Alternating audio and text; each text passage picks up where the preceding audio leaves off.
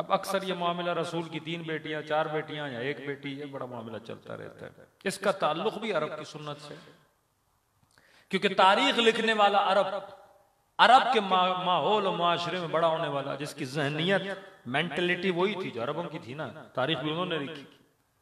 अरब जिसको पालता था, अरब की बात कर रहा हूं जमाने जाहिलियत में, मसलन आपने एक बच्चे को एडॉप्ट किया, पाला, बहन के बच्चे को पाला, भाई के बच्चे को पाला, पड़ोसी के बच्चे, जिसको पाला अपने आपके घर में, बड़ा हुआ, जवान हुआ, तो अरब की शरीयत के मुताबिक या सुन्नतों के मुताबिक वो बेटा कहलाता था। बाप अगर मर जाए उसका वारिस भी बनता था, जिसने पाला है, जिसे रबीबा बोलते हैं, पाला हुआ वारिस भी बनता था। और जिसने पाला है उसकी बीवी भी इस पर हराम होती थी, समझते थे ये हमारी माँ है। यानी बिल्कुल ऐसे जिस बच्चे को कोई खातून दूध पिलाए उसकी विरसा भी लेता है और सारी अहकाम उस पर जारी होते हैं, इसी तरह किसी बच्चे को लेकर आए, पाला। रसूल ने पाला जनाब ज़ैद को, जवान किया। ज़ैद ने शादी की रसूल की किसी रिश्तेदार से, बाद में अनबन हुई, उनकी बनी नहीं, तलाक हो गई। अल्लाह ने आयत उतारी, आए मेरे हबीब ज़ैद की मुतल्लका से शादी करो। रसूल की शादियां शरीयत के निफाज के लिए थी, दीन के बका के लिए थी। हमारी तरह शादियां वो नहीं करते थे। शादी अगर की किसी ने किसी मसले को समझाने के लिए, बात को बताने के लिए, मुसलमान नबी की एक एक बीवी को उठाकर देखें, उसके पीछे कोई ना कोई किस्सा जरूर मौजूद है। कहा शादी करो, क्योंकि नबी की रिश्तेदार तो थी, गालिबन फूफी की बेटी थी, शादी करो। नबी ने कहा परवरदिगारा कैसे करूं? अरब पाले हुए की बीवी को अपनी बहू समझता है, कितना सख्त है। यानी पूरा माशरा कहता है ये बहू है, बहू से शादी नहीं हो सकती, हराम है। अल्लाह ने मुस्तफा को इतना मुश्किल काम दिया कि परवरदिगारा कैसे करूं? लोग क्या बोलेंगे? लोग बोलेंगे ये गुनहगार है, इसने गुनाह किए हैं। तभी कुरान की कई आयतों में खुदा डायरेक्ट रसूल को कहता है कि आए मोहम्मद, मैं तेरे गुनाहों को माफ करूंगा।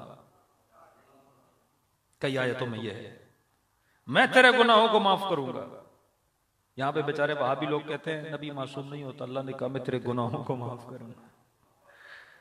हाँ, ये 4 आयतें जिसमें खुदा डायरेक्ट कहता है हबीब अपने गुनाहों से माफी मांग, मैं तेरे गुनाहों को माफ करूंगा, तेरा रब मक्के वालों पे तुझे फतह देगा। यहां गुनाह से मुराद क्या है? अल्लाह की नजर में मोहम्मद गुनहगार नहीं, मक्के वालों की नजर में गुनहगार थे। उनकी नजर में तू गुनहगार है, वो तुझे मुज़निब बोलते हैं। यानी गली गली में आप देखिए, खवातीन तो इला माशाअल्लाह, उनको कोई बात बुरी लगे और पता चले वो तो वो ढंडोरा पीट लेती है ना पूरे शहर में। अब नबी ने कहा मैं शादी करूंगा, अल्लाह का हुक्म, तो खुदा कैसे करूं? का मोहम्मद शरीयत तुझसे नाफिज होना शुरू होगी। ये मसला सिर्फ रसूल की शादी का नहीं था, मसला पाले हुओं का भी था। आज अगर ये शादी नहीं करोगे तो दुनिया क्या बोलेगी? ज़ैद तेरा बेटा है, उसे मोहम्मद का बेटा बना देंगे। का यही मसला यहीं पे खत्म कर दो, न ज़ैद तेरा बेटा है न वो 3 तेरी बेटियां हैं।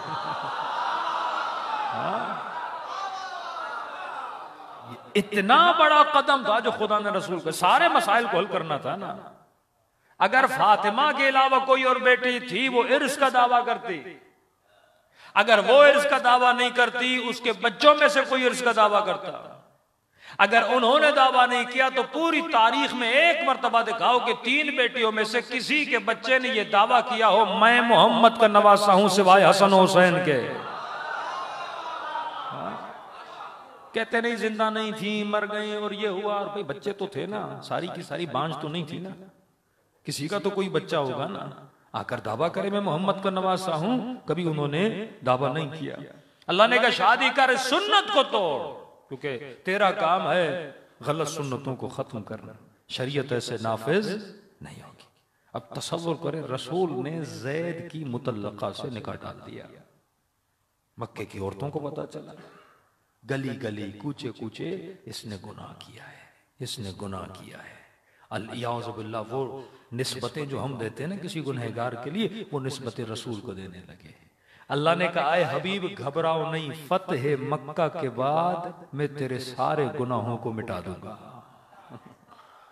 किन गुनाहों को? जो उनके जहनों में तेरे लिए था ना, क्योंकि किसी के लिए बुरा सोचना भी तो बुरा है ना।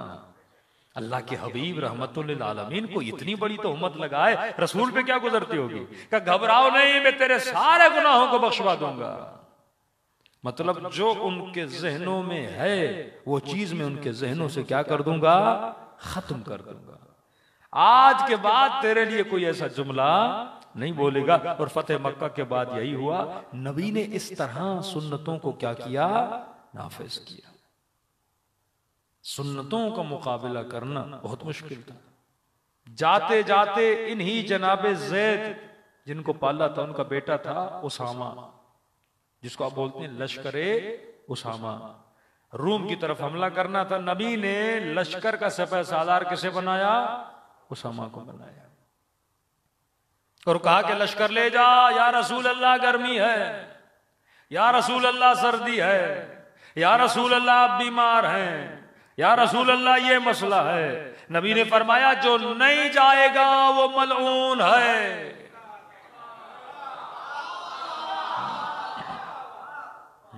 ये सुन्नत की किताबों में मौजूद है। बड़ा इसरार किया, नहीं गए, क्योंकि समझ गए रसूल क्यों भेज रहे हैं। मसला अली के साथ, लश्कर का सिपह सालार ज़ैद को बनाया, अली को हुक्म दिया मेरे साथ रहो, और उन सब को बोला कि जाओ जाओ इस्लाम के लिए लड़ो। अब ये सोचने लगे अगर हम चले गए, रसूल पीछे से बीमार हैं, कुछ हो गया और पीछे अली है, फौरन सब कुछ किसे मिल जाएगा? अली को मिल जाएगा, हम कैसे जाएं? फिर नबी ने फरमाया, फिर एतराज करने लगे, हम इसके साथ क्यों जाएं? आपने उसामा को देश का सिपह सालार क्यों बनाया? ये तो जवान है। नबी ने कहा, जिस तरह तुम उसके बाबा की मुखालिफत करते थे, इसी तरह तुम उसामा की मुखालिफत कर रहे हो।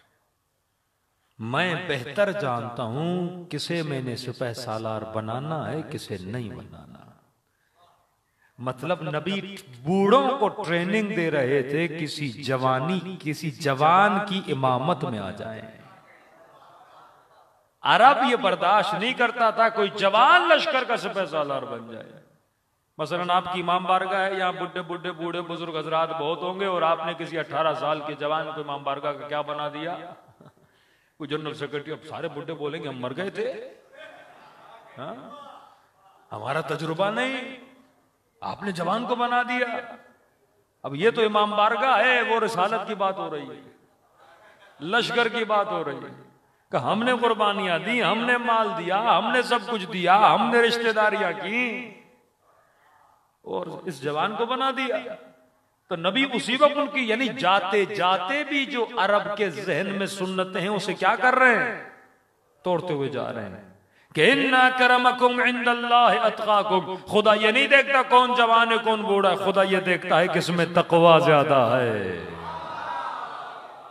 हाँ, बुजुर्गी अपनी जगह, मेयार परवरदिगार आलम के सामने क्या है? तकवा इलाही है। तो दुश्मनी जो अहले बैत अलैहिस्सलातु वस्सलाम के साथ थी, वो दीन की वजह से थी। वो सुन्नतों को तोड़ते थे और दीन को नाफिज करते थे। आज हमारे साथ भी यही मसला है, सुन्नतों का मुकाबला करना, जहालतों का मुकाबला करना, और अपने घरों में किस चीज को नाफिज करना? दीन को नाफिज करना। ये बहुत सख्त तरीन काम है।